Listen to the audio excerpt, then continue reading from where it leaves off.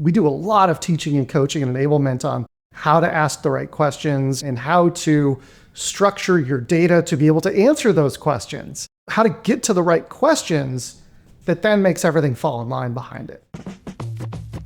I'm Jonathan Gandalf, and welcome to the Content Cocktail Hour, powered by The Juice. Our mission is to squeeze out the deepest secrets of B2B marketing professionals to help you push your brand to the forefront of the industry. Let's raise the glass. Welcome back to the Content Cocktail Hour. This is Jonathan Gandalf, founder and CEO of The Juice, and today's host of the Content Cocktail Hour. I'm thrilled to be joined by a podcasting expert himself, a marketing attribution expert, Drew Smith, founder and CEO of Attributa. We're going to geek out on all things marketing attribution today. He and I have done this over a beer in Scottsdale, and lucky for all of our listeners, we're going to bring that conversation to you today. Drew, thank you so much for joining the podcast. Before I ramble on too much and get too nerdy with marketing attribution, why don't you introduce yourself in your own words, tell us a little bit about yourself and Attributa. Yeah, thanks for having me on. Really appreciate it, and always good to see you again. So yeah, I'm the founder and CEO of Attributa. Started the business about 2.5 years ago, and I had been the marketing attribution guy in 2 different consulting firms leading up to me starting Attributa. And I really thought that, hey, most consulting firms that do anything with attribution, they kind of have like maybe a person who spends 20% of their time on it. And it's really difficult to be an expert in something when you only spend 20% of your time on that thing. So what if I started a consulting firm that the primary focus was marketing attribution for B2Bs? And so Attributa was born, and here we are 2.5 years later and still going strong. Love that. Well, we will geek out on all things attribution. This is the Content Cocktail Hour, though. Before we do that, Drew, we always ask all of our guests, what are you enjoying drinking nowadays? Well, we'll go with one that's alcoholic. I would say the one that I'm really enjoying these days is I love single malt scotch. It's my favorite. There's the typical ones, Macallan and Lefroy and a few others. The one that I think is my favorite right now is a Balvenie 14 Caribbean cask. It's incredibly good, but that's my drink of choice these days. Okay, so I'm not a Scotch drinker, but I've seen a lot of the rum and Caribbean cask pop up in the bourbon world as well. And it's always a nice, like, kind of change of pace. So I can at least resonate with that a little bit. Okay, gotcha. Yeah. It's a lot different than the other scotches out there, but I like it a lot. Well, cool. Drew, if you don't mind, I'm going to indulge myself here a little bit and share a little bit of my own marketing attribution story, because I think it might lean itself into why I think marketing attribution is so interesting, especially right now. I started my career, I was so fortunate, I didn't realize how unique it was, but I was on an outbound marketing team where SDRs reported into the marketing team at a company. It was ExactTarget, who was growing and scaling at that time, and eventually became the Salesforce Marketing Cloud. They were big enough that they had figured out that the attribution was important and they were investing against it. And also they had some systems in place, but they were growing fast enough where it was still chaotic and you could have an impact. It's just a really cool opportunity. And then I actually started a brewery, which, marketing attribution there is a little bit different, but it was interesting. The founder that I started it with, he also came from the digital marketing space. And we did things like, we had some pretty built out models and scorecards around. We knew what to expect based off of daily revenue, based off of how many people said they were attending via Facebook invite, right? And that's whenever it was on Facebook, and it was a little bit more directly correlated there. But we were trying to do that. And then I went to a business that was, I would say, a scale up. I joined a marketing team of about 7 or 8 people, and they were like pre-figuring out attribution or investing against it. I remember that was like such an aha moment for me of like, wait, not everybody does marketing attribution. Not everybody has it figured out. And it really became a superpower of mine kind of on that team. I started as a product marketer and then ended up leading the marketing team there. And I think in large part because of this background of attribution I had and data for marketers. I think so many people get into marketing from that brand or creative side. And then that attribution, like you said, it becomes 20% of the role, or it becomes the 3rd or 4th priority. There's a question in here somewhere that I'm not even exactly sure what it is, but attribution is so hard for marketers. And I think so many marketers just aren't wired for it. What you do at Attributa is like actual tactical technology implementation versus like mindset and like rewiring how the team thinks about marketing attribution. It's both, honestly, because we see a lot of the same things as marketers that come from more creative disciplines that don't lend themselves to statistical analysis, right? And this is not to talk ill of marketers in any way, shape, or form. But you're good at things that you have, like some people are just naturally more attuned to data, numbers, and statistics. Or you can get good at things that you aren't naturally attuned to through experience. And if you haven't done statistical analysis since high school or maybe your freshman year of college, I don't care about what you do between then and now. It's going to be difficult for you. And so we run into a lot of people in marketing that just don't do statistics as part of their day-to-day job. And that's okay. But it means that attribution is going to be a struggle for you. And so one of the things that we do a lot of is we do a lot of coaching, a lot of training, a lot of enablement around the technological aspects, but also more of I'm almost going to call it psychology of statistics, because there's a mental approach that you have to have that starts with asking the right questions. Because if you're asking the wrong questions, you're not going to get the answers you're looking for. So you also have to ask the right questions. And so we do a lot of teaching and coaching and enablement on how to ask the right questions and how to structure your data to be able to answer those questions, which is actually, it's funny, you and I talked when we were sharing a beer, we talked about a little workshop that I'm going to be doing. This workshop is literally that, how to get to the right questions that then makes everything fall in line behind it. Are those questions independent of the technology you're using for attribution, or do you have to match up how you want to do attribution with using the right technology, or is that like core foundational question you want to answer? It doesn't matter what technology you want to use to measure your marketing impact. Knowing the right questions to ask and having the right requirements for your marketing analysis drives which technology you need to implement. Some organizations, and I say this as somebody who does attribution, some organizations do not need complex attribution. Some don't. Many organizations are perfectly fine with first touch methodologies because they have rapid sales cycles. They don't have a lot of touches in between first touch and when we win the opportunity, when we close the deal. But others do need long tail attribution, complex attribution, because they have 2-year sales cycles. The needs of the business are what we have to understand first by making sure that we're asking the right questions, which then leads to, do we need technology? Do we need process? If so, what process do we need? If so, what technology do we need? Despite the fact that we make our living doing complex attribution, I have told organizations before, you don't need complex. So you have to start there before you go buy technology. What I'm hearing here is that like you're not going in and implementing an Attributa model. You're going in and figuring out what's right for the business and then implementing that. And I think there's this debate about what you read or hear or see on LinkedIn is like, this is the right way to do it, right? And it's like, no, it's actually like everything in marketing, it depends, right? And I think what you're saying is you're figuring out what that depends answer is ahead of time. And then there are multiple types of way to do attribution right. It's not one size fits all. Absolutely. I mean, attribution is a broad term that means a lot of different things. It can be single touch attribution. It can be multi-touch attribution. Personally, I consider things like incrementality testing and media mix modeling a form of attribution. So it can mean a lot of different things, and each individual different organizations can have different needs. You see all the time that on LinkedIn, and it's probably a little bit overblown as a critique of attribution, but you hear all the time that you can't track podcasts with attribution. And so you shouldn't do attribution. Okay, that's great, but not every organization has a podcast. So why should I discount a technology because it struggles to attribute something that I'm not even doing? I mean, you shouldn't. So like every organization has a different go-to-market mix, which means that every organization has different attribution needs. So, okay, we've both, I think, hinted at some of the LinkedIn hot takes that we read out there.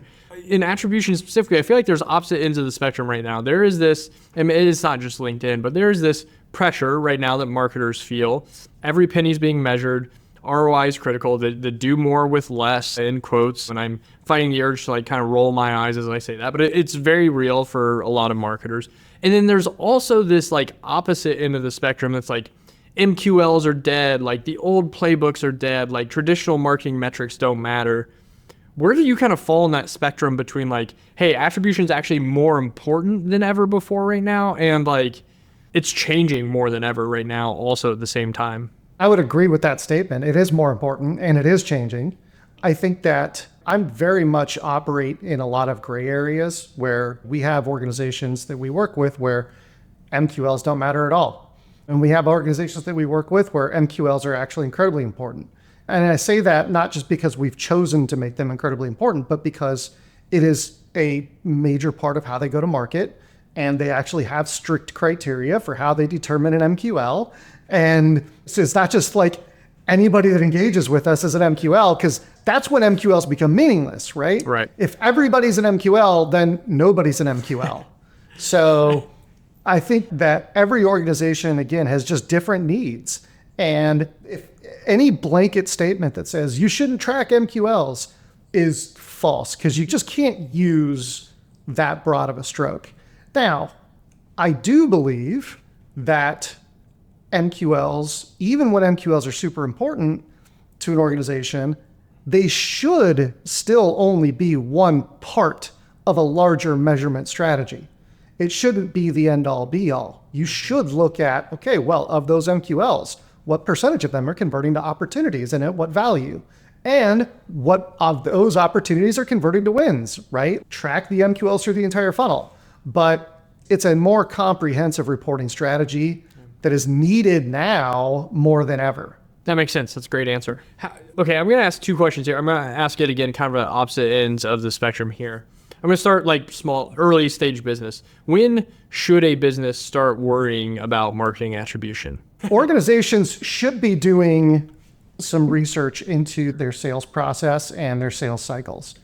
And also look at their marketing mix, right? Early stage organizations, it's about getting people in the door and getting them to sales, to give sales as many at-bats as possible, because you got to grow and you got to grow fast, which means you got to get sales on the call, right? So for those early stage organizations, MQLs don't mean anything because everybody's going to sales because you have to, which means that really simple first touch, last touch attribution is going to be just fine, really. Where somebody might start looking at graduating into multi-touch is when our sales and marketing processes have reached a certain level of maturity and complexity, where we are no longer only spending dollars marketing to net new names, but we're also spending a good amount of budget and dollars against people that are already in our database. When we're talking about when sales and marketing are being asked to rewarm historical people that sales has already maybe lost an opportunity or they weren't ready yet, so sales put them in a holding queue for a little while. When marketing is starting to be asked to like revive those old dormant leads, you've got to start thinking about multi-touch at that point, right? Because first touch and last touch really aren't going to do that much for you. The other thing too is the channels that you advertise through. I'll give a perfect example of events.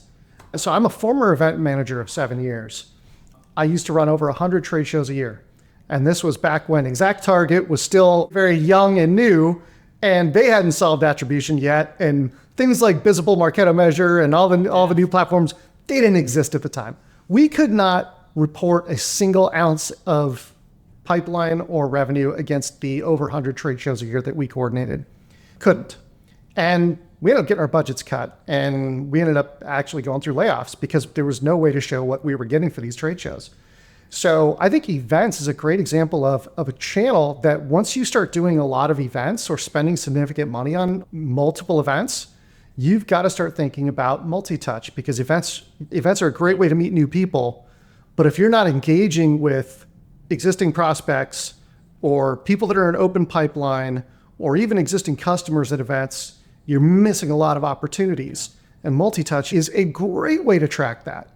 Now, conversely, if you are doing a lot of, for example, display advertising, display average click rate to display ads like 0.1%, 0.2%, it's not good. And multi-touch attribution in that scenario requires a click to be able to track it. Display doesn't show up well in multi-touch. So if you're spending a disproportionate amount of your budget on display, multi-touch isn't going to work well for you. It's a blind spot for multi-touch attribution. So you need something else like incrementality testing or media mix modeling or something like that. So the parameters of what you're doing as part of your go-to-market mix is really going to determine what types of attribution are going to work well for you and which types you should maybe steer away from. Some of that hit very close to home and how we operate at the Juice, and it has my wheels spinning on how we measure some of this ourselves. We're in the first touch boat. We say 60% of our pipeline has come from events. It's much more than just meet an event and close, right? And it's like, we're probably getting to the point where we need to graduate to something a little bit more sophisticated. And that's actually something myself and our sales leader are talking about as we head into the new year. So I love that delineation you have there. Okay, so then the polar opposite side of that, let's say you're at a large organization, there's marketing attribution set up. What are the sirens that might go off that tell you, hey, we need to rethink kind of the theory behind this, or it's time to get more complex or less complex with what we have? How do you know when it's time to rethink an existing attribution system? Yeah, I think it's time to start rethinking things when either A, you're struggling to get to any kind of actionable insights, or B, you're finding that the data is either inconsistent, or it's not wrong, but it's inconsistent, or it's just difficult to manage the data. That's a scenario where you might want to start rethinking things. And that could be, are we asking the right questions of the data? It could be, do we have the right processes? It could be, do we have the right technology? There's a lot of different things that it could be, but if you're struggling to get to the insights that are actionable, then you certainly need to start rethinking something. Either your approach, your technology, your process, something's got to be there. Yeah, it's just, you don't want data just for data's sake, right? If you can't actually act on it, then what's the point? Yeah, we a lot of times use an analogy of a pyramid. Reporting and measurement of marketing is like a pyramid. You start with a foundational layer that just tells you what's going on in the organization. That's like your dashboards, your big dashboards that have 40 different data points on them. That's that foundational layer that tells you what's going on in the organization, but it doesn't give you any insights. What it does is it tells you where to look. Yeah. So you look at that foundational layer and you go, oh, events is down 50% year over year. Why is that? Yeah. Okay, well now that's your next layer. Yeah. That's your next layer. And you work all the way up to that pinnacle at the top, and that's where you get your insights. Your insights are at that pinnacle at the top, but you've got to work your way up the pyramid using a layered approach to asking additional questions. And then you find that insight and you're like, ooh, that's the thing I'm looking for. Organizations need to take that approach. And if they're struggling to add those additional layers to get up to that insight, something is wrong in your measurement strategy, whether it's people, process, technology, approach, something. Yeah. That's so good. I love that analogy. Okay, let's talk dark funnel, dark social. I hear about it a lot. I think we feel it's called that because inherently it's incapable of being measured, or it's happening behind the scenes, and the brand itself isn't involved potentially. I see it play out a lot in professional networking groups or communities, or maybe it's a private LinkedIn group or something like that. Is it really dark? Is there a way to measure that? How do you consult businesses on what to do with it? Is it a good thing? Is it a bad thing? What are your attribution thoughts on all things dark funnel, dark social, however you want to, whatever cliche you want to use? The way that you and I met is a great example of dark social. Mm-hmm. We met in a way that's very not trackable by a multi-touch attribution system. That's something that is going to be a dark spot for a lot of multi-touch attribution systems. Plus, not only that, but because dark funnel and dark social a lot of times doesn't even involve any kind of spend, it's also invisible to incrementality testing and media mix modeling, because you're not spending any money. Right. Can't A/B test it. You can't A/B test it. We call it dark social and dark funnel now, when what it used to be referred to a long time ago was word of mouth. Word of mouth. We've all known word of mouth. It's been rebranded to dark social and dark funnel. Word of mouth has some tracking strategies, but the most tried and true way to track word of mouth is through where did you hear about us, right? That's the self-reported attribution is what that's called now. But where did you hear about us is the best way to track word of mouth or dark social, dark funnel. There's just no substitute, because these interactions are happening outside the purview of all of these other complex systems that have been built, that you have to, if it's happening enough, you have to track it. Now that's the other caveat here. is we talk a lot about word of mouth and dark social and dark funnel, but the question is, how often does that actually happen? For some organizations, it happens a lot. You get a lot of business from word of mouth. For other organizations, you get very little from word of mouth. So much like everything else, whether you should implement a system of where did you hear about us, you've got to have some level of confidence that there's enough pipeline and deals coming through that to make it worthwhile. Because adding that field to your forms is nothing. It doesn't take much effort. Adding a call script for a BDR, an SDR, is not a big deal. That's pretty low effort. What becomes high effort, though, is translating what is essentially usually an open text field into insights. That actually takes a lot of work. AI might help with that. That does take a lot of work to do. So you have to make sure that the juice is worth the squeeze when you are going to implement a new tracking strategy of any kind. I don't care if it's self-reported attribution or multi-touch, the juice has to be worth the squeeze to make it worthwhile. Not even a paid ad placement. I appreciate that. You actually stole my follow-up question. I had dark funnel and self-reported attribution. So that's how you know you're a good guest. You answered the follow-up before I even got to it. There we go. I'm going to ask a follow-up to the follow-up because you stole my thunder there. Self-reported attribution. I think this is fascinating. I used to be staunchly against it. I used to think, oh, marketing can measure everything. I was the data nerd, right? What happens when self-reported attribution disagrees with what your attribution model says? Like maybe your first touch and you know that person's seen a targeted ad, but their self-reported attribution is saying event. How do you reconcile the self-reported attribution in a case like that? And this is me just getting super tactical and super geeky about it all. No, I love it. I think that everything provides context. I always think about it in terms of neither one's right, but neither one's wrong. If my touch-based attribution is saying that you clicked on an ad and came and filled out a form, but the self-reported attribution is saying you saw me at an event, and that's why you came and clicked on the ad to fill this out, it adds context. Now, the other thing that happens with self-reported attribution is humans are incredibly horrible narrators of what happens in reality. Like, how many people can remember what you had for breakfast yesterday? Humans are horribly unreliable narrators. In the legal world, eyewitness testimony is like awful. It's considered to be awful because people have such bad memories and biased memories as well. Yeah. So I think that neither one's right, but neither one's wrong. They add context to one another. Although what I will say is that self-reported attribution is the only way, in my opinion, or the best way to actually understand causality in marketing data, because human psychology is really difficult to measure with data. Like incrementality testing and MMM will tell you that they measure causality. What they're really measuring is strong statistical correlation, because you can have all this data from incrementality testing or MMM that says, oh yeah, the reason you bought is because you saw these ads and we targeted you with these ads, you saw these ads and then you came back and you did these things. And then self-reported attribution says, yeah, I'm the brother of the sales rep. Did I see these ads and was I targeted by these ads? Yes. I'd have bought anyway because it's my brother. Causality is only tracked by asking the question, why did you buy from us? But at the same time, it's also fraught with bad memories and biased memories and things like that. So none of them are perfect. They add context to one another.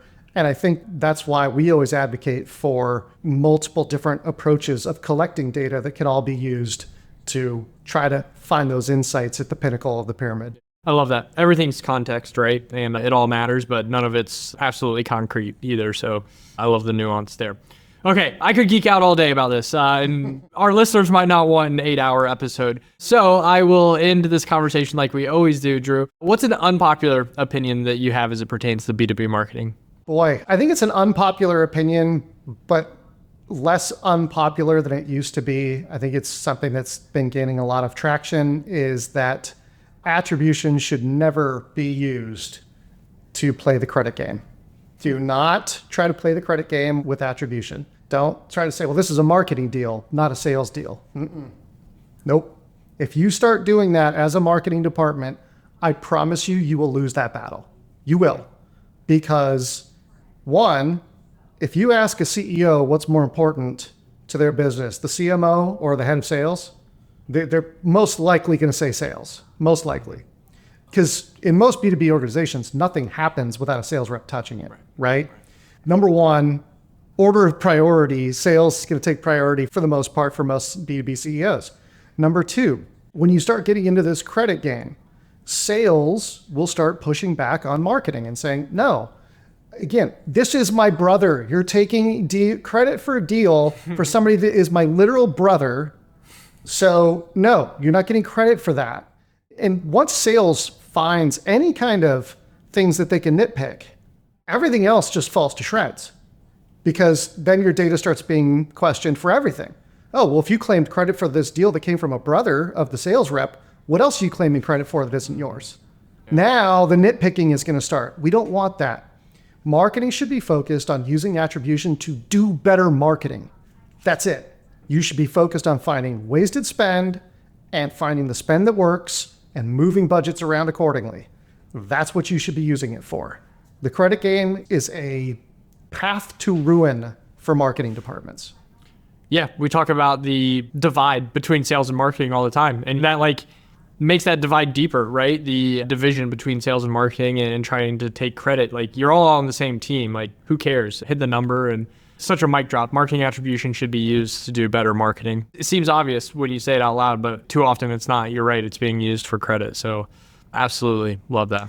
Yeah, I mean, everybody in the marketing world right now, and in the sales world too, is talking about sales and marketing alignment. There's no better way to align your teams than fighting for credit. I'm being very sarcastic here. Yeah, right. You cannot align teams when you're competing with each other for credit. It's not going to work. So if you want to align your teams, you have to get the credit game out of the way, and you have to focus on, okay, let's just do better marketing. That's why we're using this data, is to do better marketing.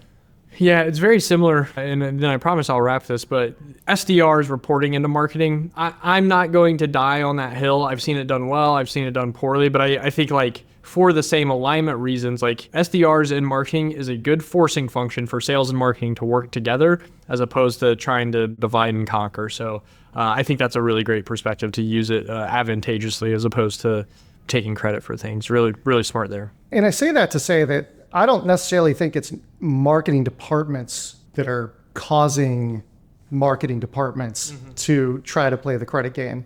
I think a lot of times it's actually the CFO or the CEO that's trying to do some other budgeting, like headcount budgeting and stuff like that, and marketing budgeting for the year. And they're saying, well, we need to figure out what percentage of these deals is marketing versus sales so that we can do some financial forecasting. And so marketing gets put into this position of doing this. Or a lot of times it comes down to, well, we need to start cutting budget. So marketing, you got to go prove to me what your value is so that you can save your budget. And marketing gets put in that position.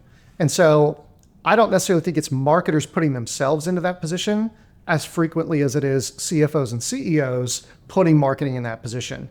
But ultimately, once you're in that position, I feel bad for you because it typically doesn't go well. Survival at that point. Yeah. When in doubt, blame the CFO. I think we can all agree on that on the Sales and Marketing Podcast. Drew, if people want to learn more from you or learn more about Attributa, what's the best way to do that?